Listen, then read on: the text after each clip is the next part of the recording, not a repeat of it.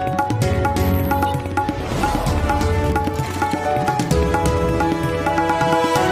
जरूरी नहीं ऑर्थोपेडिक्स में पहुंचता, एक फैमिली फिजिशियन के पास सबसे पहले पहुंचते हैं लोग, है ना। तो इसीलिए जरूरी है कि ये अवेयरनेस नागपुर में होनी चाहिए। तो मेन मैसेज अगर उसी को एक्स्ट्रापोलेट करते हुए सबका अगर हमें समरी देनी है, तो एक स्पाइन की प्रॉब्लम बहुत कॉमन इंसान की स्पाइन की है। जुकाम, आम जुकाम के बाद स्पाइन की प्रॉब्लम सबसे आम है। 10 में से 8 लोगों में स्पाइन की प्रॉब्लम जिंदगी में कभी ना कभी जरूर की है। दूसरी बात, तीसरी, इसके सोशो इकोनॉमिक कॉन्सिक्वेंसेस बहुत होते हैं। पर ये बताया कि अगर हम कुछ छोटी छोटी चीजों तो एक अच्छी जीवन शैली से, हेल्दी लाइफस्टाइल से, ठीक, अगर स्पाइन की प्रॉब्लम्स होती हैं तो उनमें से अक्सर सारी बहुत सारों में कंजर्वेटिव मेथड से ही उसका उपचार किया जा सकता है। 3 से 5% में अगर ऑपरेशन की जरूरत पड़ती है तो आज स्पाइन सर्जरी सेफ है। और सेफ को अगर देखा जाए तो ना करने में कहीं ज्यादा कॉन्सिक्वेंसेस हो सकते हैं। पर उसके अलावा अगर हम कहें 5% भारतवर्ष के लोग अमीर हैं, 2% कह दीजिए, और अमीर उतने जो कि वर्ल्ड में किसी भी अमीर से ज्यादा अमीर, तो वो तो बहुत सारी देश की आबादियों से ज्यादा है। तो उन लोगों को क्यों वंचित करते हैं हम एडवांस टेक्नोलॉजी से? लोगों को बाहर जाना पड़ता था कभी, आज की डेट में खुश होकर बता सकते हैं कि बहुत कम लोग बाहर जाते हैं इलाज के लिए, ठीक है, आज की डेट में भारतवर्ष में। और शायद रिटर्न, मतलब बाहर से लोग मेडिकल टूरिज्म से बहुत सारे लोग कनाडा से, ऑस्ट्रेलिया से, कई जगह से आज भारतवर्ष इलाज के लिए आ रहे हैं, ठीक है। तो हमें इस बारे अवेयरनेस फैलाना, वो टेक्नोलॉजी को इनकॉर्पोरेट करना, और जो मिथ्याएं हैं, है ना, कि स्पाइन सर्जरी सेफ नहीं है, स्पाइन की प्रॉब्लम हो गई जिंदगी भर आपको उसके साथ जीना पड़ता है, तो ये सारी मिथ्याएं हटाना भी तो हम सबका रिस्पॉन्सिबिलिटी है। क्या लग रहा है सर, जो नॉर्मल सर्जरी होती थी, क्या रोबोटिक सर्जरी उससे बेहतर है? एक्यूरेसी है। ओके, अगेन जो नॉर्मल सर्जरी है वो किसमें कर रहे हैं? आपका नॉर्मल सर्जरी मतलब जो स्पाइन सर्जरी होती है उसके बहुत सारे पार्ट्स होते हैं। एक होता है डीकम्प्रेशन, एक होता है इंस्ट्रूमेंटेशन, और हर प्रॉब्लम का अलग इलाज होता है। तो नॉर्मल सर्जरी ही होती है। रोबोटिक जो है, रोबोटिक हो गया या कोआर्म नेविगेशन हो गया, ये टेक्निक से बेसिकली जो हमारे इंस्ट्रूमेंटेशन, जो मेडिकल स्क्रूज हो उसको लगा के काम करना होगा, इंस्ट्रूमेंटेशन जो एक पार्ट है स्पाइन सर्जरी का, उसकी एक्यूरेसी बहुत ज्यादा बढ़ती है। अब इसको आप कितना ज्यादा तवज्जो देना चाहते हैं, कितना इंपॉर्टेंस देना चाहते हैं, वो आपके ऊपर। एज अ स्पाइन सर्जन मेरे लिए वो बहुत इंपॉर्टेंट है, ठीक है। अगर मेरा स्क्रू एक्यूरेटली 100% जा रहा है, अपनी जगह पे जहां से जाना चाहिए, और वो कोई कॉम्प्लिकेशन कॉज नहीं कर रहा है, स्पाइन एक बहुत ही डेलिकेट ऑर्गन है, राइट। थोड़ा सा भी 1-2 मिलीमीटर का हेयर फेयर बहुत बड़ा प्रॉब्लम या बहुत बड़ा कॉम्प्लिकेशन कर सकती है। तो अगर मेरे को वो टेक्नोलॉजी से मेरे को 100% श्योर हूं मैं कि मेरा काम सही हो रहा है, तो व्हाई नॉट, क्यों नहीं? एक बार मैं पूछा कि क्या नॉर्मल सर्जरी रोबोटिक से बेहतर हो रहा है? डेफिनेटली उसका आंसर है यस।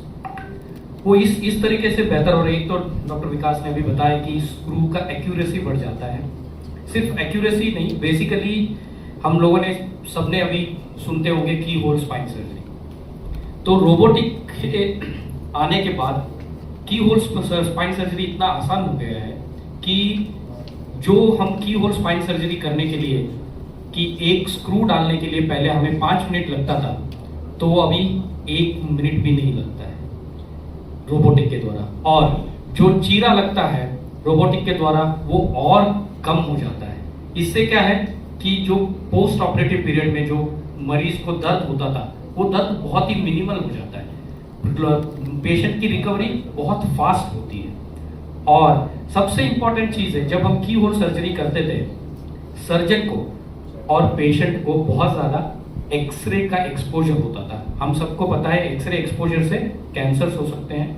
बहुत ऐसे ऑर्थोपेडिक सर्जन्स हैं जो कैंसर से जूझते हैं। तो अल्टीमेटली क्या होता था, मरीज के भलाई के लिए हम जब की होल्स पर स्पाइन सर्जरी कर रहे हैं, हम अपने आप को बहुत ज्यादा रेडिएशन दे रहे हैं। मरीज के लिए वो एक टाइम सर्जरी है, मेरे लिए वो दिन में 4 बार रिपीट हो रहा है। तो मैं रोबोट यूज कर रहा हूं तो मेरे लिए रेडिएशन उतना ही कम हो रहा है और सर्जन्स में इसके कारण कैंसर्स की जो इंसिडेंस है वो कम हो जाता है। तो सर्जरी का ऑलवेज सबसे इंपॉर्टेंट चीज है, एक तो डू नो हार्म, वो हम रोबोट से अचीव कर पाते हैं। किसी को हम जितना है उससे कुछ खराब ना करें, वो अचीव कर पाते हैं और जल्दी रिकवरी करें और जल्दी अपने काम पे वापस जाए, वो हम रोबोट के द्वारा अचीव कर पाते हैं। क्या लग रहा है सर, ये जो आज से 40 साल पहले आपने सुना था इसका, कभी देखा था? ठीक है, शायद 40 साल पहले आप लोग कहीं होंगे नहीं। ठीक है, अगर आपका कोई रिश्तेदार अमेरिका में था, फोन करना था तो आपको 24-24 घंटे पहले कॉल बुक करनी पड़ती थी और फोन के उधर लाइन में खड़े पड़ना पड़ता था 3-3, 4-4 साल। शायद सुना होगा आप लोग। ठीक है, तो टेक्नोलॉजी ने आज कैसे रिफॉर्म किया है। ठीक है, आज रोज नया, कल को ना बैंक जाने की जरूरत पड़ेगी, ना कुछ करने की जरूरत, सब कुछ आप एक छोटे से औजार से कर सकेंगे। ठीक है, तो टेक्नोलॉजी का नुकसान बहुत कम देखा गया, देखा है आप लोग। तो सिंपल कन्वेंशनल टेक्नोलॉजी को आप अंडरमाइन नहीं कर सकते, बट जो एडवांसमेंट्स टेक्नोलॉजी ने लाई हैं, जैसे मोबाइल ने लैंडफोन से लाई, वही शायद रोबोटिक्स आज की डेट में स्पाइन में। दूसरा, अगर आप देखें तो रोबोटिक्स आज एवोल्यूशन के फेस में। ठीक है, जैसे टेक्नोलॉजी इवॉल्व कर रही है, आज से 5 साल बाद तो शायद रोबोटिक्स पूरा ट्रांसफॉर्म। आप लोग ने आर्टिफिशियल इंटेलिजेंस के बारे में सुना, उसके बेनिफिट्स के बारे में सुना, तो ये रोबोटिक्स और आर्टिफिशियल इंटेलिजेंस की भी मैनेज होने वाली हो ही रही। सारा आर्टिफिशियल इंटेलिजेंस से कैसे रोबोटिक्स से आप उपचार बेहतर कर सकते हैं, वो भी आ। तो इसके लिए तो बातें कर सकते हैं। मेरे ख्याल से एडवांसमेंट्स इन टेक्नोलॉजी को हमें अपनाना है, इसके बारे में तो कोई शक की बात नहीं। दूसरा, आज अगर हमें कोई उपचार लेना है तो क्या हम बेस्ट एडवांस टेक्नोलॉजी पर नहीं रिलाई करेंगे? अगर हम करेंगे तो हमें अपने पेशेंट्स को उनसे क्यों वंचित करना, उनको वो क्यों नहीं ऑफर करना? हमें पता तो होना चाहिए ना कि ये सुविधा है, अब फिर उन पे है इन्फॉर्म कंसेंट से वो जैसे फैसला करें, उसका इस्तेमाल करना चाहे कि ना करना चाहे। तो इसके बाद जितेश, आपके सवाल का जवाब। यूज होती हैं, पेशेंट को जिस टाइम पे ऑपरेशन कर लिया जाता है तो ऑन टेबल हम एक सीटी स्कैन करते हैं। एक सबसे बेहतर एडवांटेज इस सीटी स्कैन का ये है कि जो नॉर्मल रेडिएशन एक सीटी स्कैन में होता है, इसका जो रेडिएशन डोज है वो 1/10 होता है, तो इससे पेशेंट को भी कम रेडिएशन मिल रहा है। सो पेशेंट को ही नहीं, इनफैक्ट हमारे पूरे स्टाफ को, बिकॉज जिस टाइम पे ये सीटी स्कैन होता है स्टाफ एक्चुअली ऑपरेटिंग रूम के बाहर निकल जाता है, तो उससे जो रेडिएशन हमारे बाकी स्टाफ को मिल रहा है वो भी कम हो जाता है, हमें भी कम हो जाता है एंड मरीज को भी कम मिल रहा है। जब ये सीटी स्कैन होता है, ये मशीन के अंदर रोबोट के फीड किया जाता है, जिससे कि रोबोट को पता चलता है ये एरिया है जहाँ पे हमें सर्जरी करनी है और हमें क्या सर्जरी करनी है, किस तरीके से स्क्रू डालना है, वो हम रोबोट को बताते हैं कि इस तरीके से डालना है। तो रोबोट जो स्पाइन के अंदर है ये एडेड टेक्नोलॉजी है, इंडिपेंडेंट नहीं है। इसका क्या मतलब हुआ, जिस टाइम पे हम इंडिपेंडेंट टेक्नोलॉजी की बात करते हैं तो सर्जन कहीं कंसोल पे बैठ के सर्जरी करता है, बट एडेड टेक्नोलॉजी के अंदर हम लोग ये एग्जीक्यूट करते हैं, रोबोट हमें मदद करता है उस एग्जीक्यूशन में। तो ये जो हमने रोबोट को बताया है कि हमें इस तरीके से स्क्रू डालना है, वहां पे वो अपना हाथ उस एंगल में लेके चले जाता है, हम सर्जन खुद उसको एग्जीक्यूट करते हैं। इससे जो हमारा फिडल फैक्टर होता है हाथ में, तो हर एक सामान्य मनुष्य को 40 माइक्रोमीटर्स के ट्रेमर होते हैं, which is normal for everyone. तो ये जो 40 माइक्रोमीटर का ट्रेमर है, कम होके 4 माइक्रोमीटर बन जाता है रोबोट से। तो आज के डेट में अगर मेरी माँ मेरी बहन, आपकी माँ आपकी बहन है, तो जिससे भी मैं एक्यूरेसी बढ़ा सकता हूँ, तो ये एक हम लोग का एम है, एक हम लोग की ये कोशिश है कि 100% एक्यूरेसी तक ये मशीन्स को लेके हम पहुंच सकें। रोबोट का मतलब जो हम लोग कंप्यूटर सिस्टम्स यूज करते हैं, इसमें एक स्पेशल मशीन होती है जिसको नेविगेशन बोला जाता है, जिसके थ्रू रियल टाइम में हम क्या कर रहे हैं वो हम देख सकते हैं। जिस टाइम पे स्क्रू वर्टिब्रे के अंदर, हड्डी के अंदर जा रहा होता है, तो कहां से वो जा रहा है, किस तरीके से जा रहा है, सही जा रहा है कि नहीं, वो भी हम देख सकते हैं। लेकिन ये जो सारी चीजें हैं, जिस तरीके से सर ने बोला, मेजर जो पॉपुलेशन इंडिया का है, क्योंकि उनको एक्सेसिबिलिटी नहीं है और हम कैपिटल में बैठे हैं, तो हमें आपका सहयोग चाहिए ये मैसेज वहां तक पहुंचाने के लिए कि हम लोग आज के डेट में काफी एक्यूरेट सर्जरीज कर सकते हैं जहां जरूरत हो वहां। As sir told, 95 to 98% of the cases जो हैं वो बिना सर्जरी के ठीक हो जाते हैं। लेकिन ये जो मिसकंसेप्शन है कि सर्जरी से मरीज पैरालाइज हो जाता है, कभी ठीक नहीं होता, इसको तोड़ने के लिए हमें आपके सहयोग की जरूरत है। क्योंकि आज के डेट में ये जो टेक्नोलॉजिकल एडवांसमेंट्स हैं, इनको यूज करके किस तरीके से हम बेस्ट से बेस्ट रिजल्ट दे सकते हैं, उसके लिए हमें आपके सहयोग की जरूरत है। स्पाइन जो कन्वेंशनल स्पाइन सर्जरी है, तो जो नॉर्मल अडल्ट्स में जो बेसिकली 20 साल है, 40 साल है, इसमें जो हम जब करते हैं, जो नॉर्मल सर्जरी करते हैं, उसमें इतना हमारे लिए ज़रूरत नहीं है एडवांस टेक्नोलॉजी का। लेकिन जब बच्चों में हम सर्जरी करते हैं, बच्चों में सारी चीज़ें छोटे छोटे होते हैं। जो हम जिस बात की बात कर रहे हैं, जिसमें हम स्क्रू डालते हैं पेडिकल, तो उसमें जो अडल्ट में यूजुअली वो 6 से 8 मिलीमीटर का होता है, तो बट देन बच्चों में वो 2 मिलीमीटर का भी हो सकता है, बच्चों में वो 3 मिलीमीटर का भी हो सकता है, बच्चों में वो 4 मिलीमीटर का भी हो सकता है। तो जब हम रोबोट यूज करते हैं, तो उसी छोटे कॉरिडोर, मतलब छोटे स्पेस में हम एक्यूरेटली स्क्रूज डाल सकते हैं। जैसे हमने हमारे इंस्टीट्यूट में एक सबसे छोटा बच्चा आज तक का हमने जो ऑपरेट किया, वो 1 साल 9 महीने के बच्चे का सर्जरी किया, जो टीबी होने के कारण, जो जैसे इंडिया में आजकल टीबी एरेडिकेशन बहुत जोरों शोरों से चल रहा है और एरेडिकेट हो भी रहा है, लेकिन फिर भी हम टीबी स्पाइन के केसेस बहुत देखते हैं। ये बच्चा 1 साल 9 महीने का बच्चा था, जिसको टीबी स्पाइन होने के कारण उसका पूरा स्पाइन बेंड होके उसके पैर काम नहीं कर रहे थे। तो हम ऐसे एडवांस टेक्नोलॉजी यूज करके ऐसे छोटे से छोटे बच्चों का सर्जरी, जो पहले पॉसिबल नहीं हो पाता था, वो भी हम कर पाते हैं सेफली।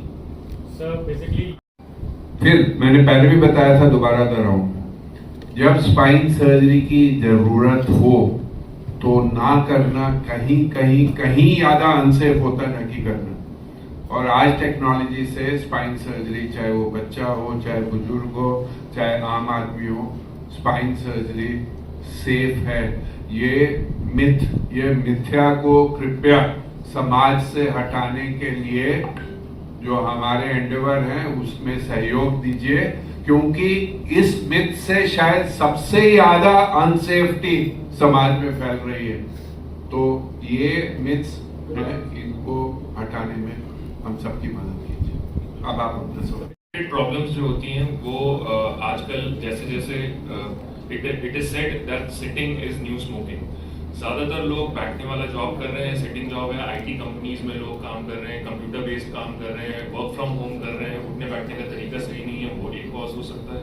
कंजेनाइटल होता है, कंजेनाइटल वो जब शरीर की बनावट ही बच्चों में टेढ़ी रहती है तो उससे भी स्पाइन प्रॉब्लम्स हो सकती हैं। बहुत सारे सिंड्रोम्स होते हैं, बहुत सारी बीमारियों के कॉम्प्लेक्स एक बच्चे में होते हैं, जिसके कारण स्पाइन के कॉम्प्लिकेशन, स्पाइन की दिक्कतें उनमें एडिशनल होती हैं। लैक ऑफ एक्सरसाइज, हम बचपन में हमारे टाइम के ऐसा होता था कि हर कोई 1-1 घंटा 2-2 घंटा खेलने जाता था। अब वो सारी चीजें कम हो गई हैं, बच्चों को प्रोटेक्शन ज्यादा इंपॉर्टेंट हो गया है, उसकी वजह से खेलना कूदना थोड़ा कम हो गया है, जिसके कारण स्पाइन की प्रॉब्लम्स हो सकती हैं। n नंबर ऑफ चीजें हैं, जैसे जैसे आराम बढ़ रहा है, एक्सरसाइजेस कम हो रही हैं, स्पाइन की सर्जरी, स्पाइन की प्रॉब्लम्स जो है वो बढ़ती है। छोटी मोटी बात है कि जो स्पाइन की जो प्रॉब्लम्स है वो 5 पार्ट्स में डिवाइड कर सकते हो। पहला ट्रॉमा, चोट लगने के कारण दिक्कत आ गई रीढ़। दूसरा कंजेनाइटल यानी पैदाइशी कोई प्रॉब्लम आ गई। तीसरा इन्फेक्शन, कोई टीबी हो गया या कोई और प्रकार का इन्फेक्शन लग गया, उसकी वजह से प्रॉब्लम आ गई। चौथा डिजेनरेटिव यानी कि जो उम्र के बदलाव है, जैसे जैसे एज होती है उस तरह से। और 5वां ट्यूमर, कोई कैंसर किसी प्रकार का स्पाइन में आ गया तो उसकी वजह से दिक्कत आ रही है। तो ये सारी चीजें जो है ये सारे कॉजेज होते हैं। एक कारण और ऐड करना चाहूंगा जो कि मैकेनिकल कारण है। आज विश्व भर में स्पाइन की प्रॉब्लम्स एक एपिडेमिक की तरह फैली हुई। ये कहना चाहूंगा कि कोविड के पैंडेमिक के बाद पैंडेमिक की तरह फैली हुई। कोविड के दौरान सब घर में, जो थोड़ा बहुत बाहर घूमने का था वो भी बंद, और वर्क फ्रॉम होम एक नई बीमारी जिसमें बिस्तर में बैठ के गलत पोस्चर्स में। तो आपने बिल्कुल ठीक बोला, पैंडेमिक के तरह इस तरह फैली हुई है क्योंकि लाइफस्टाइल्स चेंज हो गई, सेडेंटरी लाइफस्टाइल्स हैं, पोस्चर्स खराब हैं, और उसी के कारण ये मैकेनिकल प्रॉब्लम्स जो स्पाइन की हैं वो एक महामारी की तरह पूरी दुनिया में फैल चुकी है। स्पाइन इंजरी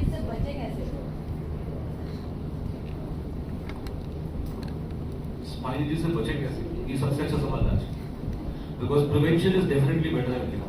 स्पाइनल इंजरी जो है ना एक बहुत डिवास्टेटिंग इंजरी है, विच कैन एक्चुअली मतलब आपको जिंदगी भर के लिए बिस्तर में ला सकता है, जिंदगी भर के लिए आप आए जा सकते हैं। सो प्रिवेंशन से अच्छी तो कोई चीज़ ही नहीं है, और इसीलिए हम लोग हर वर्ष 5 सितंबर स्पाइनल कॉर्ड इंजरी डे मनाते हैं।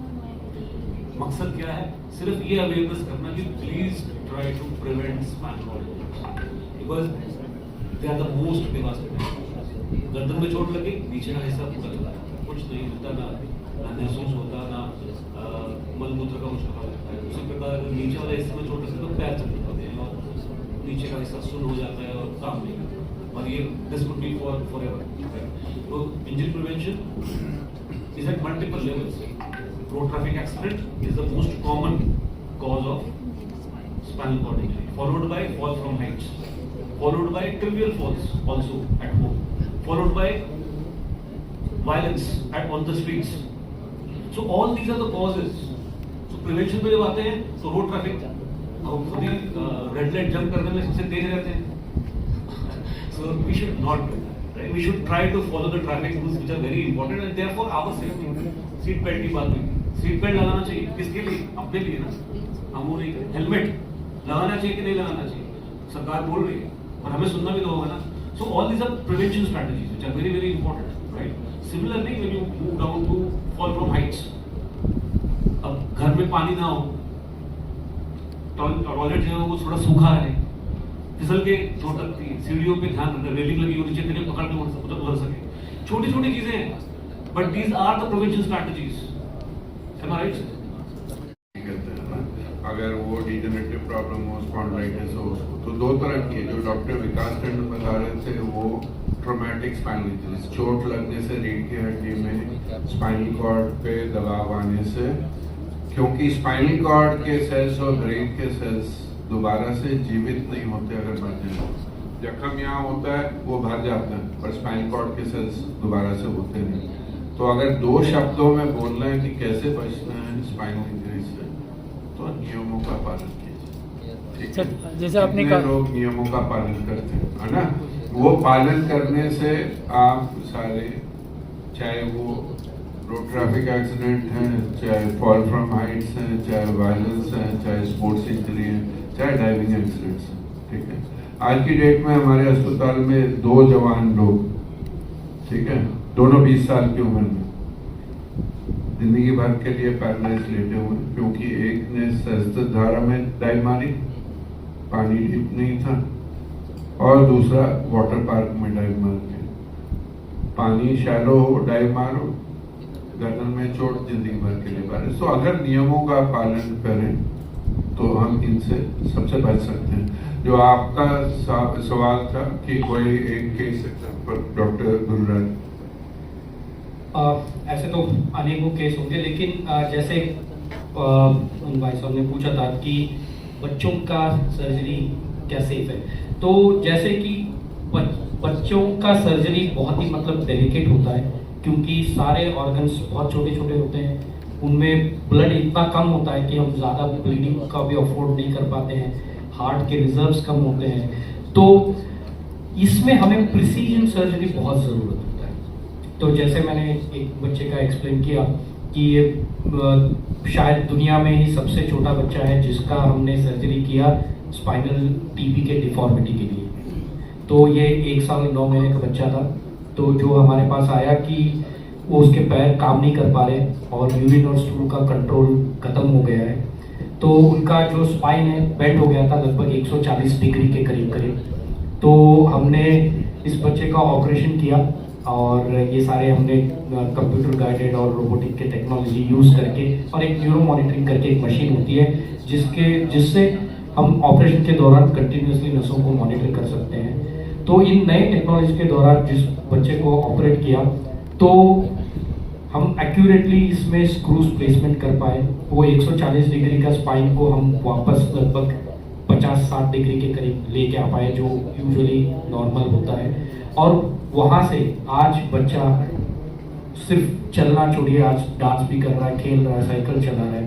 तो ये एडवांस टेक्नोलॉजी नहीं होती तो हम इतने कॉन्फिडेंट नहीं होते कि हम पेशेंट्स को या आपको इतना कॉन्फिडेंटली हम बोल पाए कि हम इन टाइप के सर्जरीज में भी हम अच्छे रिजल्ट्स दे पाएंगे।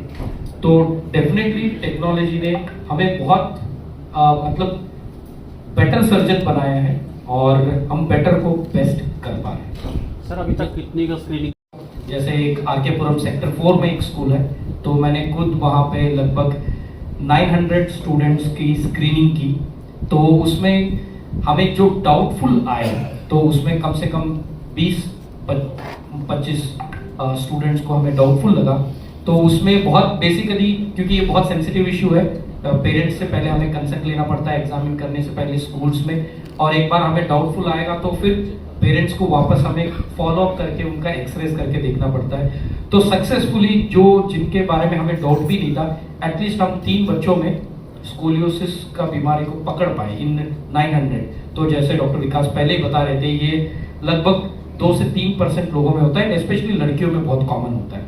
सिम्टम क्या होते हैं इसके, जैसे अगर 2-3 जो आए? सिम्टम्स मैं आपको क्लियरली बताऊं, आप देखोगे तो एक शोल्डर ऊपर नीचे दिखेगा, तो दोनों शोल्डर जो लेवल पे होना चाहिए, एक शोल्डर ऊपर नीचे दिखेगा।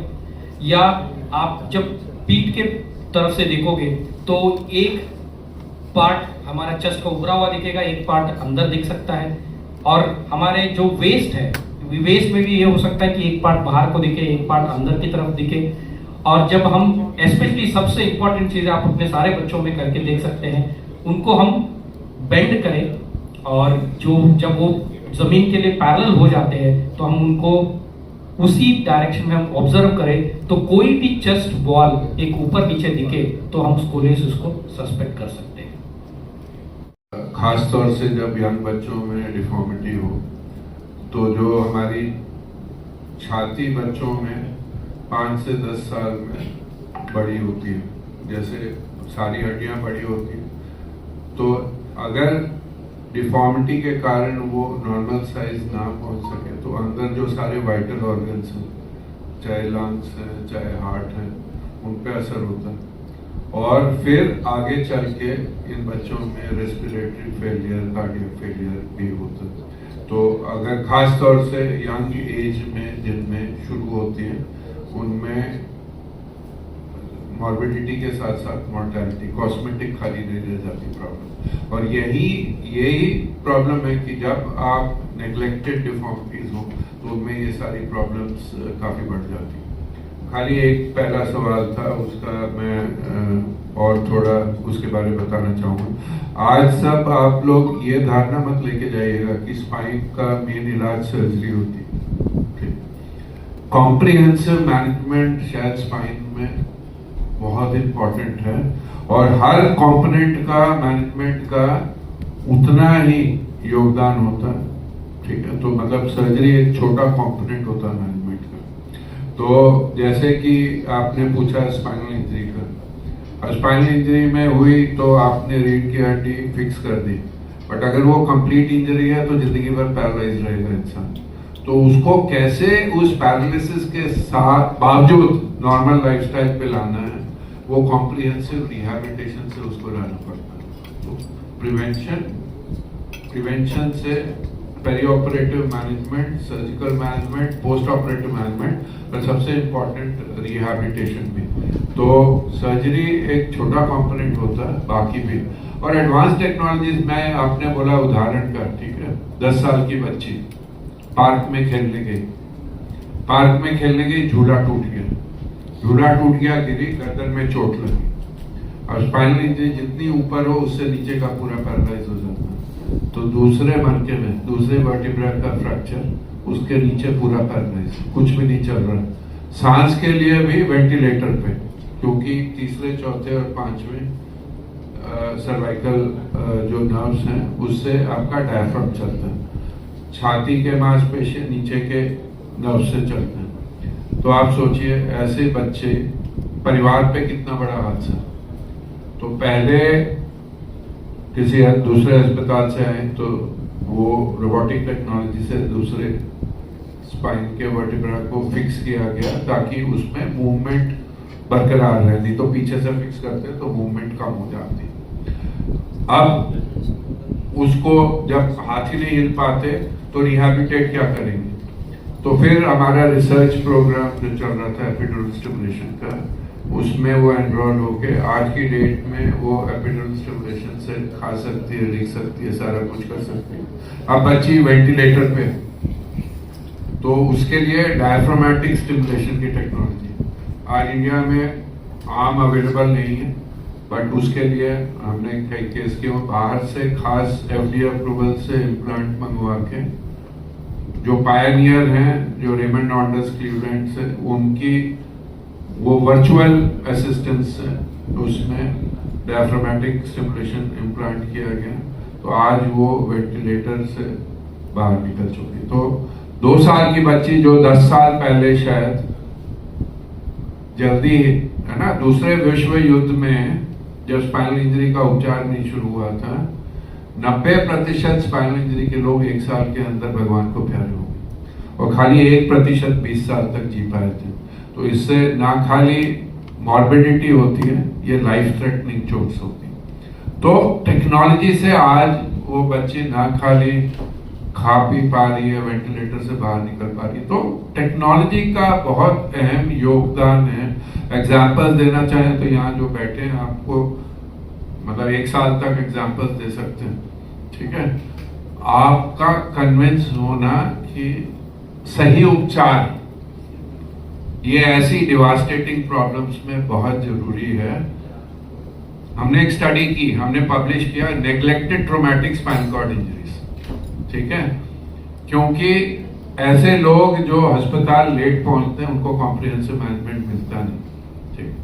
तो उसमें से 25% लोग 1 महीने के बाद अस्पताल पहुंचे, बहुत सारे तो ऐसे जो अस्पताल पहुंचेंगे ही नहीं। तो उसमें क्या क्या प्रॉब्लम्स पहुंचती हैं ये, और जो आम कारण क्या था उसका, ये नहीं कि फाइनेंशियल पैसे नहीं अफोर्ड कर सकते थे, मेन कारण था लैक ऑफ अवेयरनेस।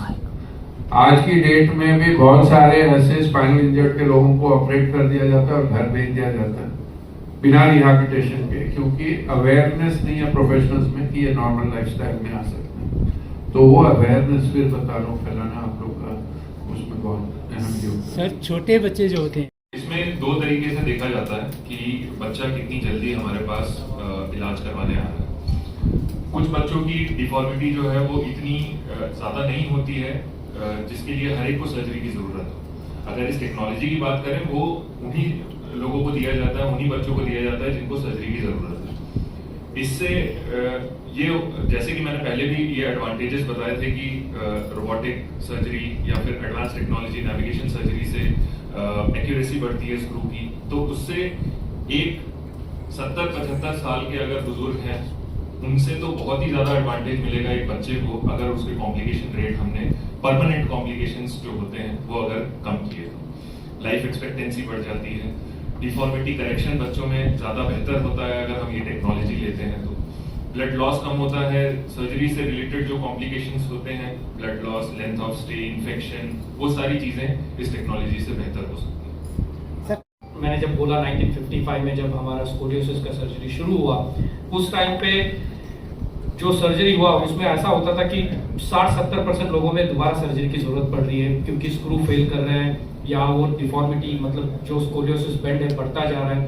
तो एडवांस टेक्नोलॉजी के साथ बच्चों में स्पेशली, क्योंकि जितना जल्दी हमने सर्जरी किया, जितना अभी भी उनमें ग्रोथ हो रहा है, तो उतना ही रिवीजन सर्जरी का चांसेस ज्यादा होता है। तो हम अच्छे से प्लान करके उसको ठीक से एग्जीक्यूट कर पाए तो फिर इसको हम रिवीजन सर्जरी से बचा सकते हैं। तो वो सबसे बड़ा एडवांटेज है बच्चों में। एंड आपका सवाल, लास्ट मैसेज मेरे तरफ से ये है कि जब भी स्पाइन के मामले में या नर्व्स के मामले में बात आती है तो it is not prevention is better than cure, कि मैं बोलना चाहूंगा prevention is the only cure, क्योंकि बहुत सारे ऐसे चीजें हैं जिसका क्योर ही नहीं है। तो definitely whenever it comes to spine related ailments, spine के बीमारियों के बारे में बात आती है, तो हम कोशिश करें कि जितना हो सके उतना उनको हम प्रिवेंट करने की कोशिश करें, ना कि हम उसको ट्रीटमेंट पे ज्यादा ध्यान दें। Thank you. एक चीज मैं यहाँ पे जोड़ना चाहूंगा, रिपीटेडली ये बोला जा रहा है prevention is better than cure, तो I will just like to give this message कि आज के डेट में मैक्सिमम लोगों का सिटिंग जॉब है। जनरल कंडीशनिंग एक्सरसाइजेस में इन्वॉल्व हों, हेल्दी लाइफ रखें। जनरल कंडीशनिंग एक्सरसाइज सबसे बेस्ट फॉर्म है वॉकिंग। ब्रिस्क वॉकिंग अगर आप करेंगे तो उससे आपकी मसल्स टोन रहेंगी, स्पेशली कोई एक्सरसाइज की भी जरूरत नहीं होगी। उसके साथ आप ऑफिस में बैठ के काम करते हैं, वर्क एर्गोनॉमिक्स को फॉलो करिए। आपकी टेबल कैसी है, आपकी चेयर कैसी है, आपका कंप्यूटर कैसा है, हाइट कैसा है, आर्म सपोर्ट है कि नहीं, अगर ये सारी चीजें फॉलो करते हैं तो जो आपकी बैक रिलेटेड प्रॉब्लम्स है उसका इंसिडेंस ऑटोमेटिकली कम होने लगेगा। तो once we start following all this, because आज के डेट में सिटिंग जॉब को चेंज नहीं किया जा सकता, हर प्रोफेशन पे हो। आज डॉक्टर भी यहाँ बैठ के OPD who is trained in spine, जो न्यूरोसर्जन है who is trained in spine, उनके पास जाना चाहिए। और स्पाइन की कोई भी छोटी मोटी दिक्कतें हों तो किसी स्पाइन स्पेशलिस्ट से संपर्क करें। शुरुआत में तो ऑर्थोपेडिक के पास ही तो जाएंगे, क्योंकि पेन को लेकर जाएगा तो